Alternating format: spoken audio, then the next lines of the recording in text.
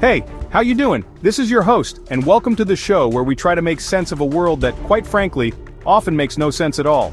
And today is one of those days. The news broke just hours ago, flashing across every screen on the planet.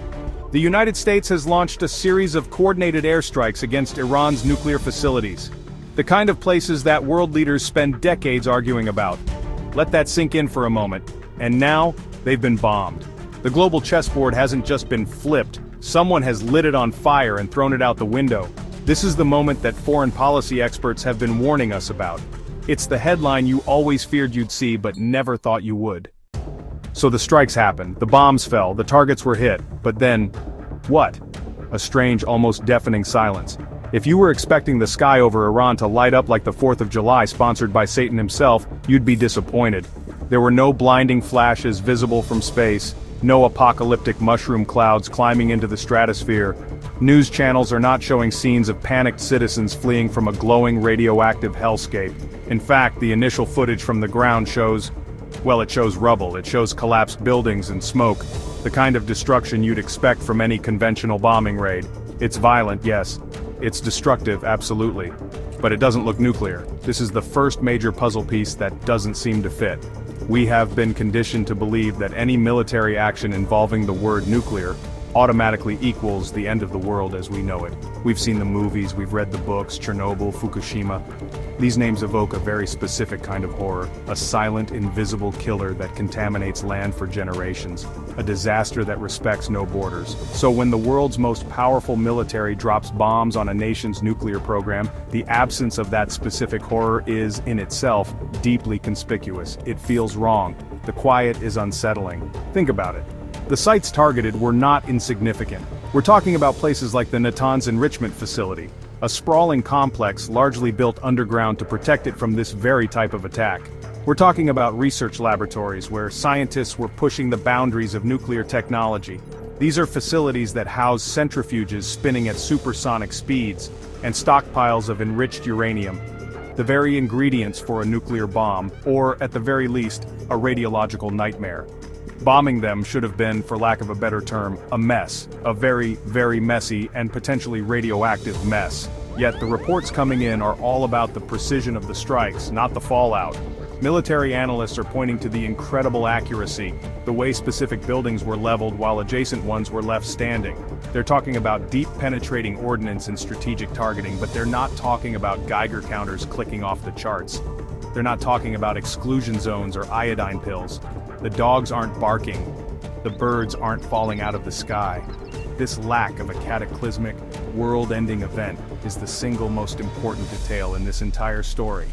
It is the central mystery we need to unravel. This brings us to the core question on everyone's mind. If the US bombed Iran's nuclear sites, why didn't they go nuclear? Why didn't we just witness a mini Chernobyl? Because our understanding of nuclear stuff is pretty basic. Nuclear stuff is dangerous. If you bomb it, surely that's the worst possible way to break it, right? The truth, however, is far more complex, and frankly far more interesting. The answer isn't just about what was bombed, but how it was bombed, and what was inside those buildings in the first place. This was a highly calculated act of deconstruction, designed to dismantle a program without triggering the very disaster everyone fears. So that's what we're going to do today. We're about to explain why bombing a nuclear site didn't blow up the planet. So what actually happened? This wasn't a random bombing, it was meticulously planned. The targets weren't chosen at random. US intelligence had been building a detailed blueprint of Iran's nuclear program. They knew which buildings mattered. The primary targets were the nerve centers of Iran's nuclear ambitions, like the Natanz fuel enrichment plant. The goal was to destroy the centrifuges themselves and the infrastructure that powers them. You destroy its ability to function, rendering it useless. Next, facilities like the Fordow fuel enrichment plant. It's built into the side of a mountain. Then there are the research labs and heavy water production plants. Taking these out is like lobotomizing the program. Finally, there would be strikes on suspected storage sites. You have to know where Iran is keeping its limited stockpile of enriched uranium. It's not just about destruction, it's about containment. This was a multi-pronged attack aimed at the heart of the Iranian nuclear program. In the immediate aftermath, the world held its breath, waiting for the fallout, literally. But what the cameras showed was something far more controlled. Satellite imagery released in the hours after the strikes told a story of surgical precision. At Natanz, you could see gaping holes in the roofs of the main enrichment halls, the very buildings known to house the centrifuge cascades. The surrounding administrative buildings and support structures, however, were largely untouched. This wasn't carpet bombing, this was a series of precise, devastating blows delivered to very specific points of failure. The damage was deep, not wide. The world saw smoke, yes, and fire. But it was the smoke of burning electronics and shattered concrete, not a raging nuclear fire. This is a crucial distinction. The absence of a massive, lingering fireball suggests the weapons used were designed to focus their explosive energy downward, penetrating deep into the earth before detonating. This minimizes the blast radius on the surface and contains the immediate explosion. It's the difference between a grenade, which sprays shrapnel everywhere, and a shaped charge, which directs all its force in one direction. The US military used a shaped charge on a national scale. What about the radiation? This is the silent terror everyone feared. Yet, initial reports from international monitoring stations, the same ones that can detect the faintest atmospheric traces from a North Korean nuclear test, remained quiet. There were no immediate alarming spikes in radiation levels detected downwind. This suggests that whatever radioactive material was present at the sites was either not significantly breached or was contained by the nature of the attack itself. The bombs may have entombed the nuclear material under tons of rubble rather than blasting it into the air. The silence of the Geiger counters was as loud as the explosions themselves. This outcome was the result of a high-stakes gamble. The US bet that its intelligence was perfect. They bet that their bombs would perform exactly as designed. They bet that they could collapse these hardened facilities in on themselves, effectively burying the nuclear components instead of aerosolizing them. For now, it appears that gamble paid off. The result is a landscape of targeted devastation. Iran's most prized technological project now lies in ruins. But those ruins are, for the moment, contained. The world avoided a Chernobyl-style disaster not by luck, but by a terrifyingly effective military design. Just as important as what was hit is what wasn't hit. This gives us the clearest insight into the strategic thinking behind the operation. The strikes conspicuously avoided Iran's civilian nuclear power plant at Bushehr. This is a critical detail. Bushehr is a functioning power reactor supplied with nuclear fuel by Russia. It contains a massive amount of highly radioactive material in its core and spent fuel pools. Striking a live reactor like this would be an unambiguous war crime. It would be a guaranteed environmental catastrophe, releasing a massive plume of deadly radiation that would contaminate the entire Persian Gulf region and beyond. Avoiding Bushehr was a clear signal to the world, and especially to Russia and China. The message was, this is not an attack on civilian nuclear power. This is not an attack on the Iranian people. This is a targeted counter-proliferation strike aimed solely at Iran's potential to build a nuclear weapon. By leaving Bushehr untouched, the US maintained a sliver of plausible deniability, arguing that its actions were defensive, not an all-out assault on Iran's sovereignty. It was a calculated move to limit the scope of international condemnation and prevent allies of Iran from being drawn directly into a conflict. Furthermore, the strikes likely avoided hitting populated urban centers. Even if military or command and control targets were located there, the focus remained squarely on the isolated, heavily fortified sites of the nuclear program itself. This was an effort to de-escalate the human cost, at least on the surface. The Pentagon wants to frame this as a clean technical operation, a dispute between militaries over a specific weapons program, not a war against a nation of 88 million people. Whether that distinction holds in the minds of Iranians or the rest of the world is, of course, a completely different question. This selective targeting reveals the tightrope the US was walking. The goal was maximum damage to the nuclear program, with minimum radiological fallout and a controlled geopolitical narrative. They wanted to destroy the machine without poisoning the land or uniting the entire world against them. They hit the bomb factories but left the power station alone. They targeted the mountain fortress but avoided the nearby city. Every target that was spared is a piece of the puzzle, telling us that this mission was as much about political signaling as it was about physical destruction. So, how do you blow up a mountain, or a building buried under 60 feet of reinforced concrete? You don't use a regular bomb. The weapons used are specialized, powerful, and terrifying. These bombs are designed to go deep down. They're the keys of modern warfare, built to unlock the world's most fortified secrets. Known as penetrators or bunker busters, they use kinetic energy to hammer through earth, rock, and concrete. It's more like a meteorite strike with a warhead. The goal is to get the bang where it matters most, deep inside the target. It's a guided, intelligent, earth-shattering spear. This technology makes an attack on a place like Fordow theoretically possible. Meet the GBU-57A/B Massive Ordnance Penetrator, or MOP. This monster weighs 30,000 pounds and is over 20 feet long. Only the B-2 Spirit stealth bomber can carry it. The MOP is designed to destroy the most heavily fortified, deeply buried targets. Command bunkers in North Korea, nuclear facilities in Iran. It's a GPS-guided weapon, ensuring its weight is focused on a tiny patch of ground. It carves through up to 60 feet of reinforced concrete before detonating. The result is a deep, underground earthquake, collapsing tunnels and destroying equipment. The beauty of the MOP is that it contains the destruction, minimizing surface effects. It's a weapon of strategic annihilation, designed to kill a facility, not the surrounding country. While the MOP gets the headlines, the US military has a whole family of smaller but still incredibly potent bunker busters. The most famous of these is the GBU-28 Deep Throat, developed for the first Gulf War to take out Iraqi command bunkers. The GBU-28 and its modern variants are the workhorses of the bunker-busting world.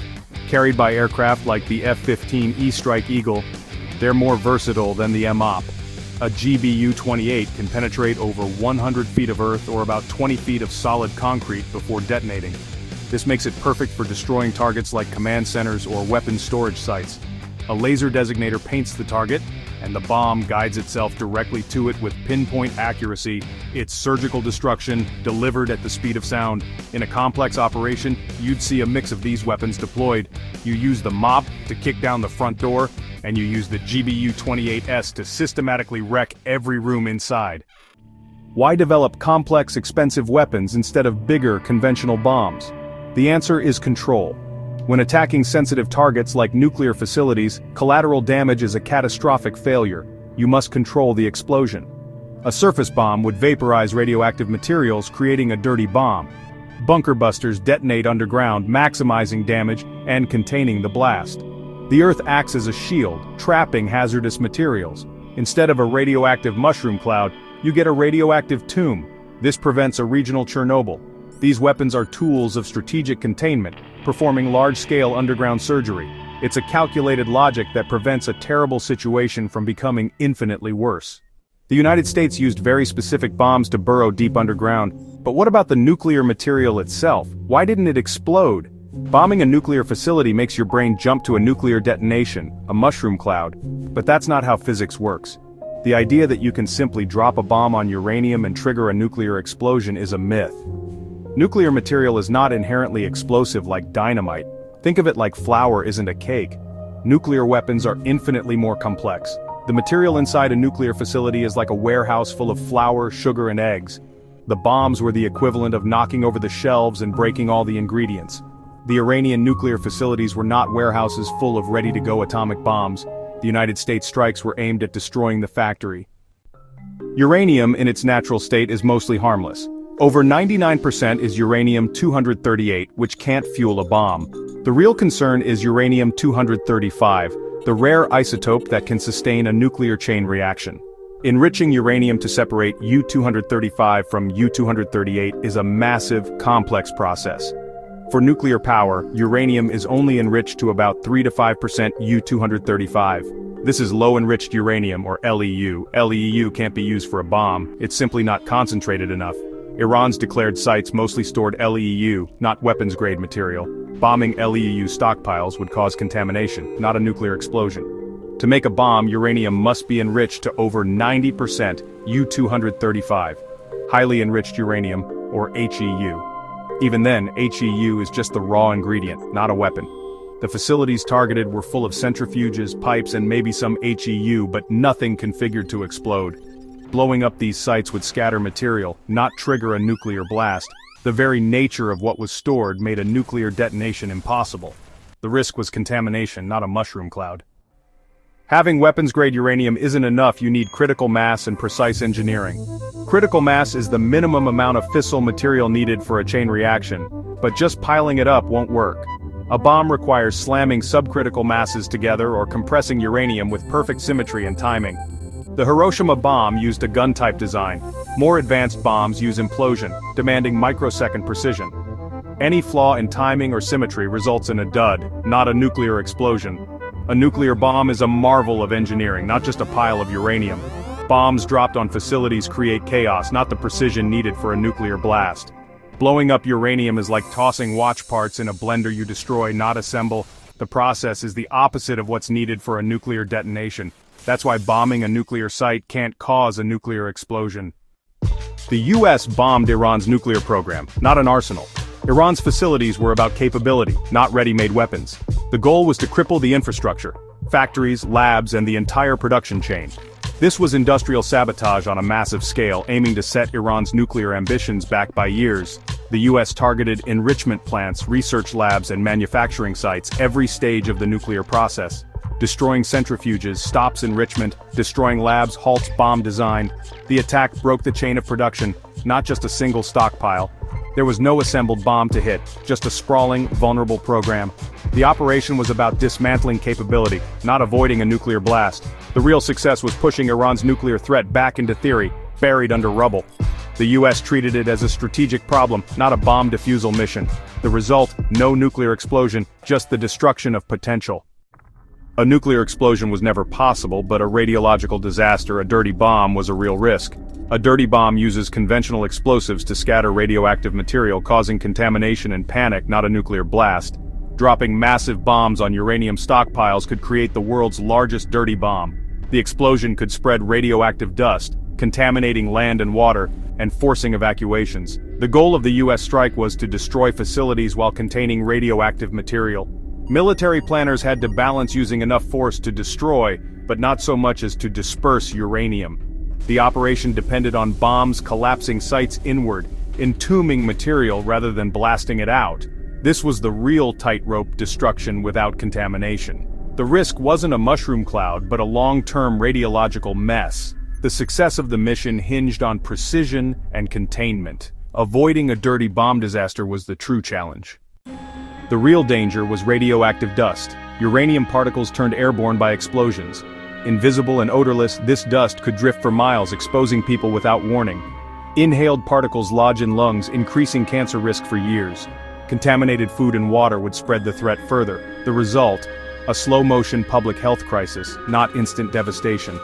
Farmland and water supplies could be ruined, creating exclusion zones and economic disaster. Cleanup would take generations and never be fully effective. The environmental and psychological toll would be immense. A radiological release could affect neighboring countries, turning a local strike into a regional catastrophe.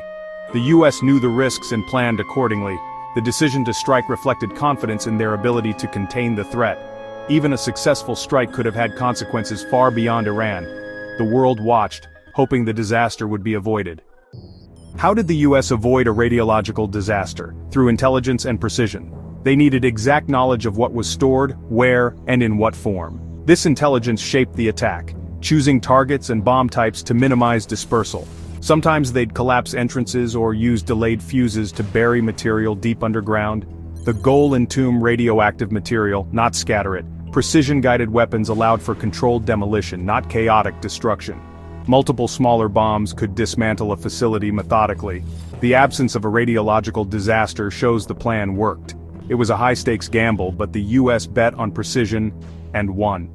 Catastrophe was avoided by design, not luck. The dust is settling.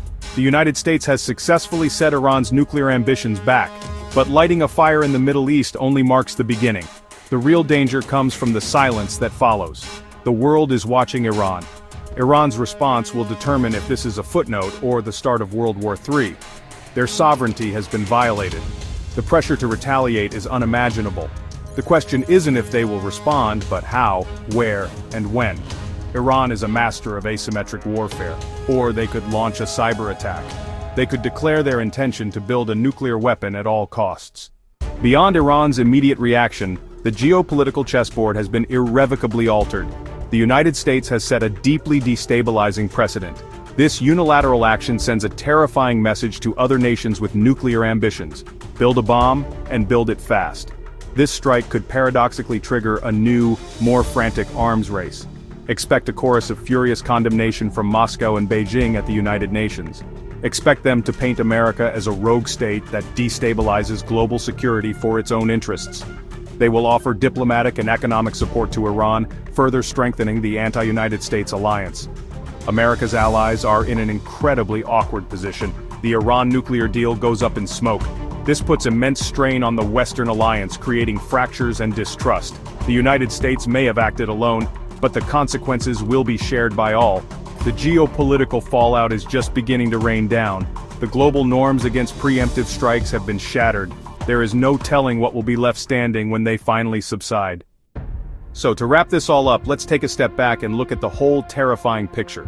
The United States just bombed Iran's nuclear sites, but it happened, and the world somehow is still spinning. The Pentagon deployed highly specialized earth-penetrating weapons. They burrowed deep underground to contain the blast. It was a chillingly precise and deliberate strategy of controlled demolition on a national scale. The United States attacked the enrichment facilities, the research labs, and the manufacturing plants. The goal was to smash the factory, ruin the ingredients, and tear up the recipe book. The geopolitical fallout is just beginning. We may have just lit the fuse on a conflict that could be just as devastating. Nobody knows what happens next.